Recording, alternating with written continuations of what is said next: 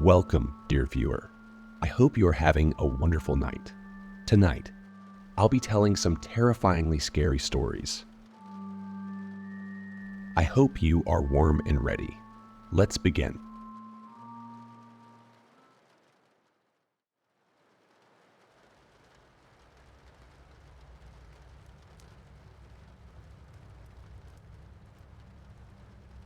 Are we there yet? My wife asked jokingly. I let out a light chuckle, but ignored her question. Despite my silence, she'd already noticed the faintest smile crack on my face, and immediately went on to tease me about it. You see, things aren't that bad. We'd already been driving for 7 hours, a long journey to get away from the dread of daily life. Hotel Skursilden was our destination, an idyllic place miles away from civilization, hidden in the mountains, surrounded by nothing but nature. How do you even pronounce the name? Alice asked. No idea. I think it's Scandinavian or something. I don't know what it means though. Really? Then how did you even find it? It was a good question.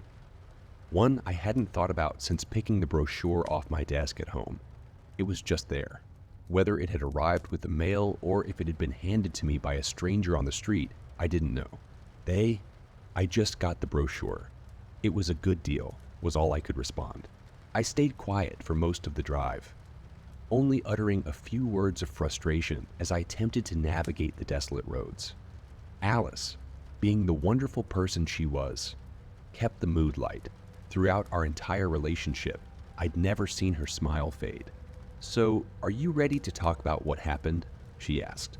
I shook my head.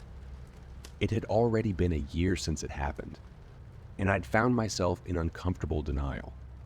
The holiday would be a way to ignore the facts of real life, but I just couldn't bring myself to talk about it. Can't we just enjoy this week out of town?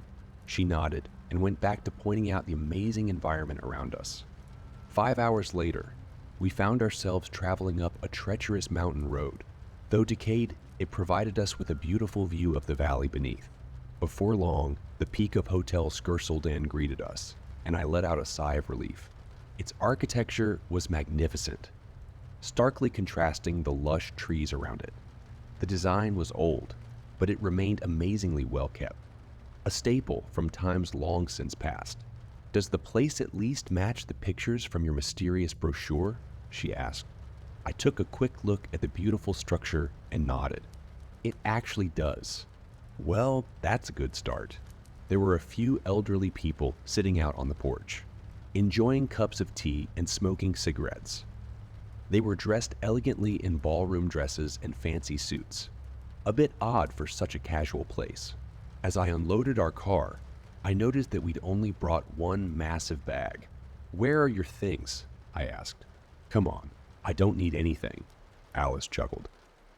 Besides, it's an all-inclusive hotel. I scoffed as I struggled to get the luggage out. You just put your stuff in my bags, didn't you? By the entrance stood a large wooden sign that read, Hotel Skursilden, helping people rest since 1886. We entered through the front door, which led us to a large hall divided between reception and a restaurant. I glanced over at the well-stocked bar and saw a couple of women enjoying exotic drinks that were clearly not native to the area. Hello. I have a booking for Alex Henson, I told the man behind the reception desk. He was a well-dressed man in his early 50s. He wore a red uniform and a bow tie, and he smiled wide. In a way, he didn't really fit in with the rustic design of the hotel, but he seemed friendly enough. Mr. Henson? Yes, of course. My name is Alazar Winchester. Welcome to Hotel Skursilden, he said as he pointed to a set of stairs. Let me show you to your room. We've situated you with a beautiful view of the mountain range. As we walked, we passed a few tired-looking guests just hanging aimlessly around in the hallways. They looked out of place, wearing clothes better suited for the last century. Most of them were elderly, but there were a few peculiar-looking young characters as well. One looked like he'd been taken straight out of Woodstock, and another could have been on the set of a 1950s gangster movie. Mind if I ask you a question? Of course, Mr. Henson. I'm here to help. What's up with the costumed people? Oh, don't worry about that.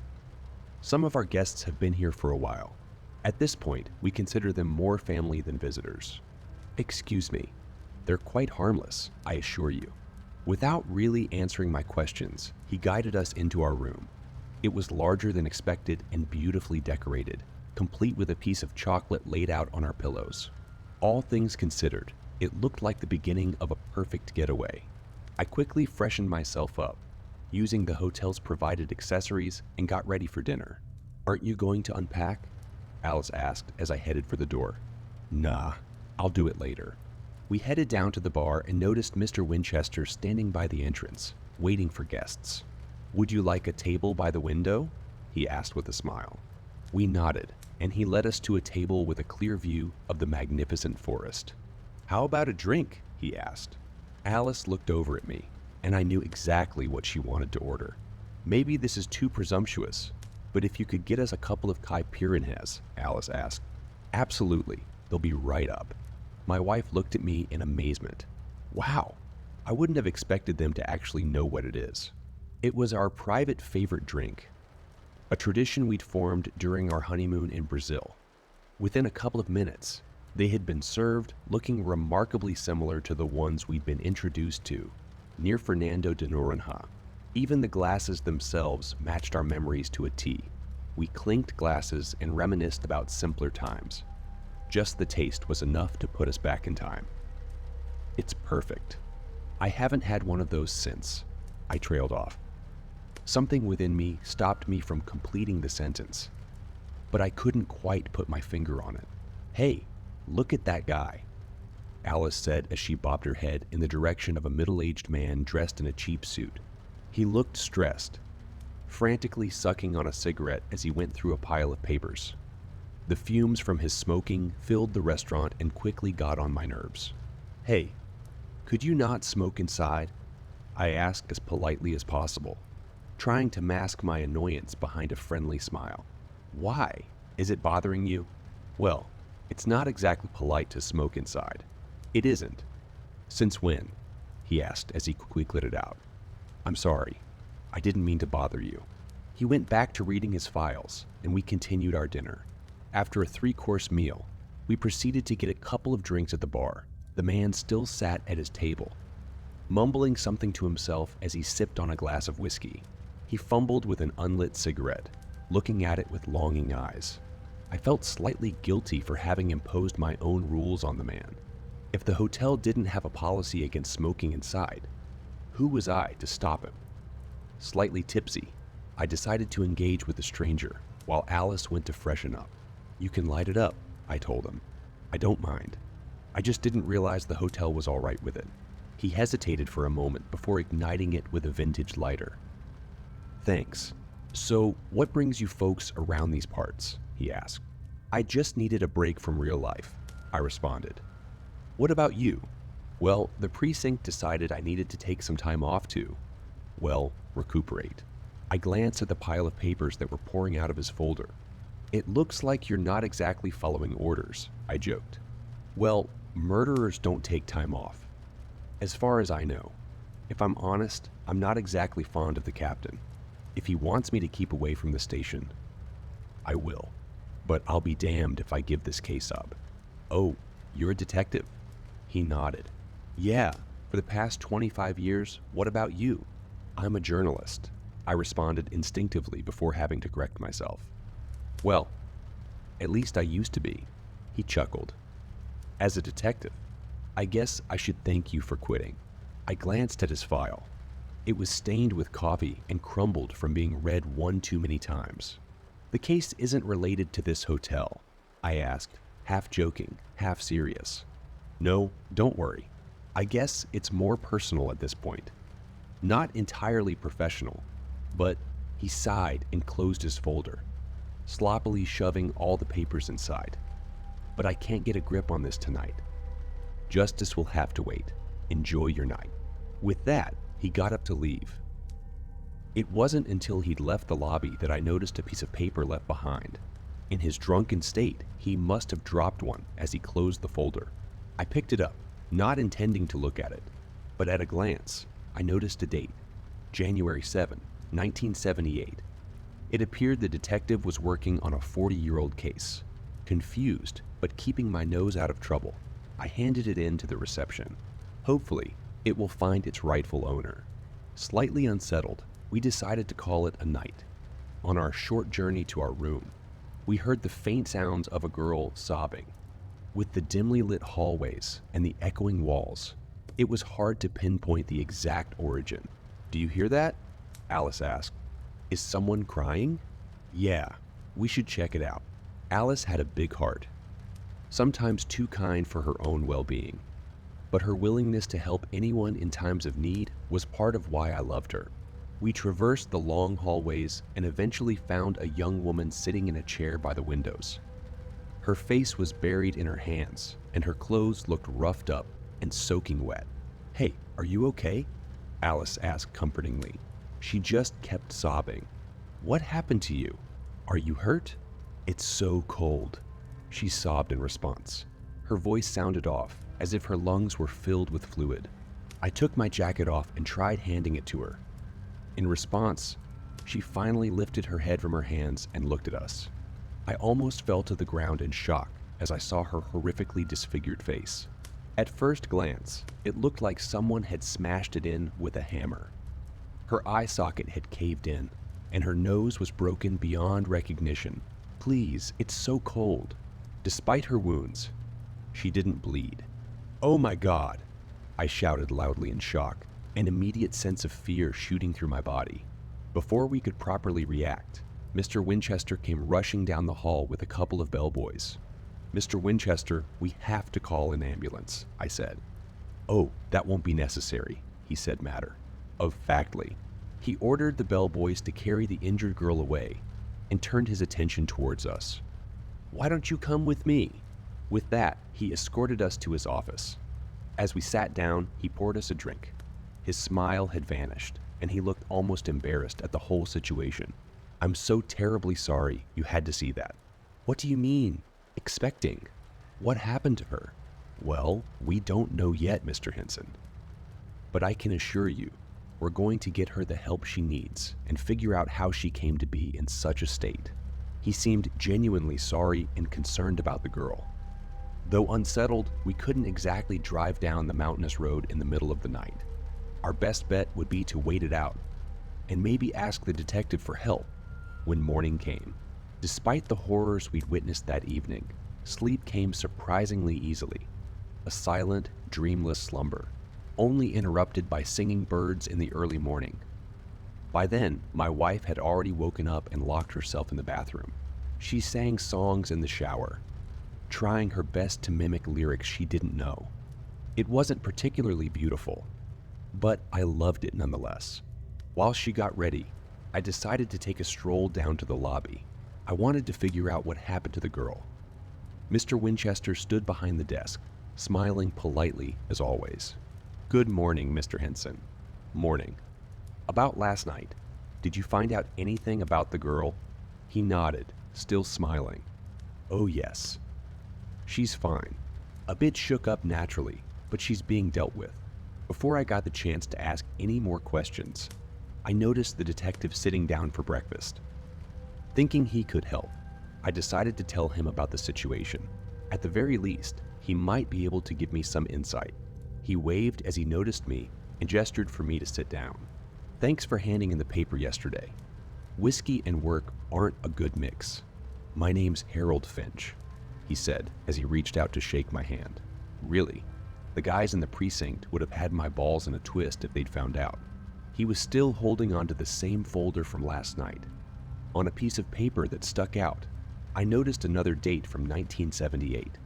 Curiosity got the better of me, and I had to ask. "Sorry, but I noticed the date on paper." "The date?" he asked, seemingly confused. "Yeah, the case is quite old. Mind me asking why it's so personal?" "Old? I mean, it's been in the works for a year by now, but it's by no means over. But it's from 1978, and that was only a few months ago." Speechless, I just stared at the clearly deluded man. I wanted to keep asking more, but my train of thought was quickly interrupted by Alice entering the restaurant. "There you are, "Ready for breakfast?" she asked. I left the detective alone and told Alice what I'd found out. The weird guests, accompanied by the girl we'd found last night, had put us in an uncomfortable atmosphere. After a long discussion, we decided our best bet would be to cut the vacation short. While Alice wasn't exactly thrilled about the decision, she reluctantly agreed after I put all the cards on the table. Whatever was going on at Hotel Sturselden had to be dangerous. Without notifying the reception, we packed our bags and prepared to leave. On our way out the door, I glanced over at the same elderly ladies from when we arrived, still sipping tea. One of them was bleeding profusely from her eyes, nose, and ears, while another had turned pale as a sheet. Yet they kept laughing and drinking as if nothing had happened. I blinked, and they returned to normal. "Did you see that?" I asked Alice. "See what?" Fearing I was about to lose my sanity, I didn't push it any further. Instead, I just threw my luggage into the car and tried to start it up. Nothing. The engine simply refused to run. Confused, I popped open the hood of the car, only to realize that the insides had been completely ravaged beyond repair. It wasn't a simple cut cable, but absolute annihilation, as if someone without the faintest knowledge about cars had smashed it with a hammer. Nevertheless, they'd done the job, and we were stuck. Thinking someone at the hotel was the culprit, I decided to call the police. Of course, being miles away in the mountains, we didn't have a single bar of signal. "Fuck, what the hell is going on here?" I asked, frustrated and afraid. "Hey, let's just ask the receptionist to call us a mechanic or something. I'm sure they have a landline we can borrow," Alice said calmly. I didn't trust them, but I had been left with few other options. As always, Mr. Winchester manned the desk, and he seemed overly sympathetic to our conundrum. Surprisingly shocked at what had happened, he didn't hesitate to offer a helping hand. He let me borrow the phone, and I called for a ride out of there. Alas, due to the distance, they couldn't send anyone out for another day. I sighed as I hung up, but my disappointment was quickly replaced by shock. There, in the lobby, sat the injured girl from the night before. She wore the same clothes, but they were cleaned up, and her face didn't have a single scratch on it. "Is that?" "Ah, yes, the poor girl from yesterday. She's fine now," Mr. Winchester said. But she was smashed up. She was wounded." I looked over at Alice, who seemed oddly nonchalant about it all. "Should we talk to her?" Alice asked. We walked over and sat down next to her. With her face buried in a book, she didn't even notice our presence. "Hey," I said softly. "Oh, it's you," she said with a half smile. "I'm sorry about yesterday. I wasn't really myself. I don't understand. What happened to you? How did you recover so fast?" She pondered for a moment, as if to remember what had happened.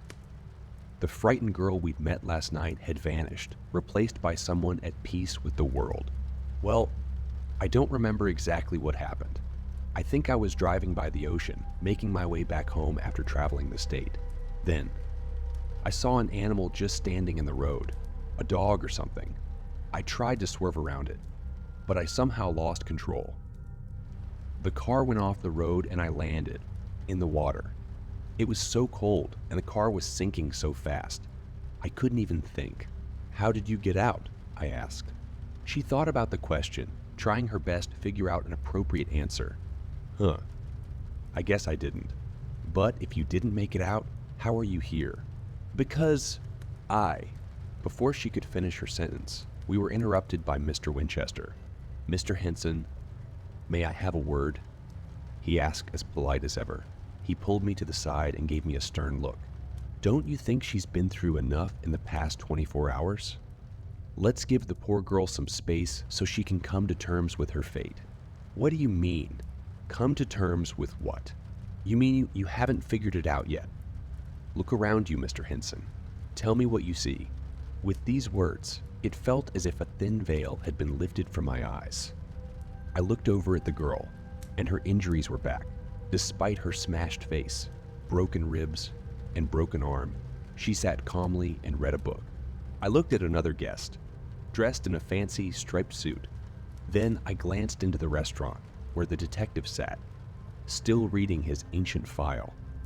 His jacket was soaking wet and dripping with blood, yet he didn't seem to notice. I shook my head in despair, closing my eyes tightly. Once I opened them again, everyone looked fine. They looked perfectly healthy, all of them, but I'd seen the truth. They're dead. They are indeed. But you don't have to say it so loud, Mr. Winchester whispered. And you? No, no, no. I'm not dead. I'm something different entirely. But that's not important right now. What matters is the fact that you're the first living person we've had here since. Well, ever. I just stood there, speechless. I awaited a terrible punchline. But deep inside, I knew he was telling me the truth. Everyone at the hotel had died at various points in time, but why they were trapped there, I didn't know. The only question is, will you help us? Winchester asked. The people here are all stuck because they have yet to accept their own demise. For some, it's instant, but for others, it's a rough process. All we can do is keep them comfortable here at the hotel. I'd help them all myself, but I'm bound by certain rules. What I mean to say is that I can't contact the outside, living world. You, however, are an anomaly. 1,000 thoughts ran through my head. Of course, I wanted to help, but a part of me still struggled to believe or comprehend the situation that was unfolding around me. After an uncomfortably long silence, all I could ask was, how? Just talk to them. You'll figure it out. So that's what I did. I started off with the detective. I knew that whatever answers I needed would be locked away in that folder. I couldn't just ask for them, so I had to resort to a more crude method. I offered him a glass of whiskey and engaged in small talk. Once he'd finished his drink, I offered him another and another, and another, and another. Before long, he started talking of his own volition, and as he excused himself to the bathroom, I took a peek at the files. He was chasing down leads to capture a serial killer by the name of Lawrence Harrison. He was wanted for a string of murders that occurred between 1975 and 1978, one of which appeared to be the detective's partner. Using the landline, I called back home to request any news articles about the case be sent my way. It was an easy enough task with the connections I still had left over from my old job. Mr. Winchester, how come I can't use my mobile phone? Rules, Mr. Henson. You're in a different world now. The landline is the only exception. That's how we managed to procure you for this mission. Procure me? Not just anyone can stumble upon this place. We have a few operatives out there in the real world, always working in subtle ways, using as little as a simple brochure.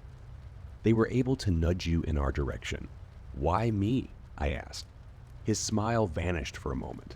Following the quick call, it was a simple task. All I had to do was show the detective that his never-ending case had been solved. So, he's dead? The detective asked. I nodded. Locked up in December 1978. Dead in prison by 1980. According to the news, it was a detective by the name of Harold Finch who broke the case.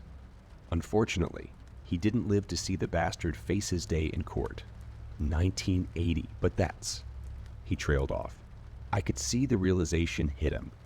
His once stressed posture finally relaxed, and he just smiled. Next was the girl. I let Alice speak to her, using a more gentle touch. As it turned out, she'd fled home at the age of 15 and had since regretted her decision. She was on her way home to see her parents for the first time in 5 years when her car went off the road. Though the head injury didn't kill her, she was too disoriented and hurt to get out. She drowned in the car with no one there to save her. All she wanted us to do was send a message. I never should have left home, she said. We all have to make our decisions, but your parents don't blame you for what happened. They love you, and they always will, Alice said. They talked for a while. Once done, the girl agreed to check out of the hotel and move on.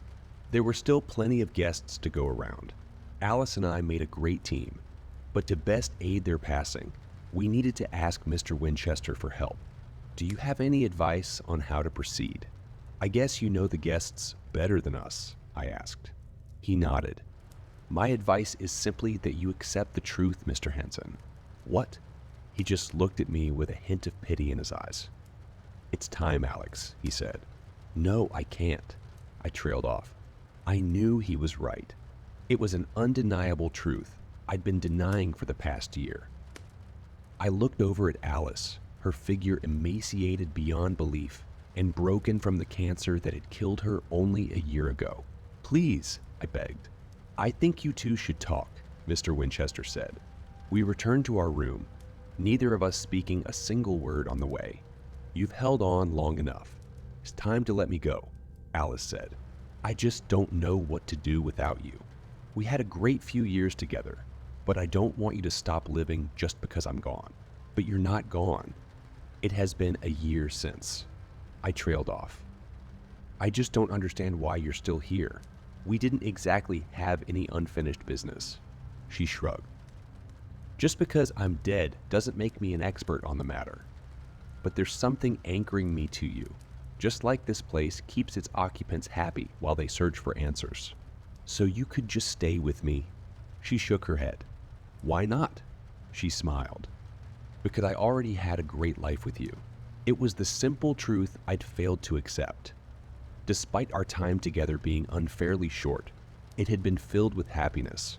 In a way, I guess this place needed me to help you accept who you truly are, she said. And what's that? You're special, Alex. I know you don't understand what that means yet, but in time, you will. This is where you belong, helping these people move on to the next chapter of their journey. We'll see each other again, I asked. Once your time comes, yes, she responded with a smile. Hours passed, and we went over each and every experience we'd shared. I held her, and she kissed me. I'm sorry about the car. I just needed you to stay, she said. That was you.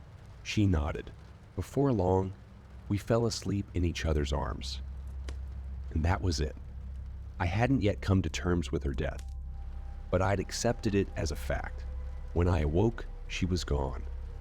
There was nothing unsaid or any love held back between us. She'd only lingered on to help me move on. All she'd left behind was a note. Help them see the light. The decision had already been made. With the loss of my soulmate, I'd been given a new purpose in life. That following morning, I got dressed and entered the lobby. Mr. Winchester smiled as he saw me approach the reception desk alone. He didn't have to say anything. I already knew what he would ask. He gave me one last chance to contact friends and family in the outside world who will be uploading this story on my behalf. Once it was done, he asked me one final question. Are you ready to get to work?